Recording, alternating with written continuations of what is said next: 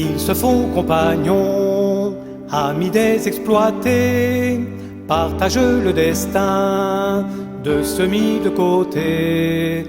Avec eux chaque jour, ils vivent côte à côte, parlent la même langue du jour de Pentecôte. Pendant la guerre sont nés les prêtres ouvriers, comme les autres hommes, ils étaient prisonniers. Leurs chants et leurs souffrances, leurs cris étaient communs, leurs questions étaient celles de tout le genre humain. Ils se font compagnons, amis des exploités, partagent le destin de ceux mis de côté. Avec eux chaque jour, ils vivent côte à côte, parlent la même langue du jour de Pentecôte.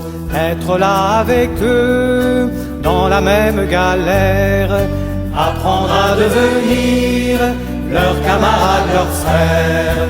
Dans le travail d'usine, la bagarre de chaque jour, et vivre en homme debout, ça vaut bien le détour. Ils se font compagnons, amis des exploités, partagent le destin de ceux mis de côté. Avec eux chaque jour, ils vivent côte à côte, parlent la même langue du jour de Pentecôte. L'hiver fut long, très long, cinglant, presque mortel, mais plus rien ni personne, pas même le plus fort gel, ne pourra empêcher la pousse de surgir. Une source de vie jamais ne peut tarir.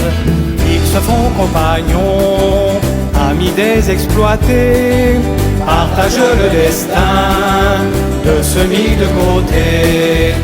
Avec eux chaque jour, ils vivent côte à côte, parlent la même langue du jour de Pentecôte. L'intuition peu à peu s'enracina en terre, et comme une lumière traversa les frontières. Des prêtres ouvriers dans tous les continents découvrent au cœur du peuple l'évangile vivant. Ils se font compagnons, amis des exploités, partagent le destin de ceux mis de côté.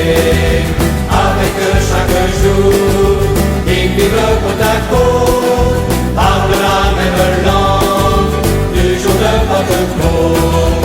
Partageant avec d'autres la lutte au quotidien, nous disons que c'est là l'ange pour les humains. Du soleil éclatant, de l'avenir ensemble,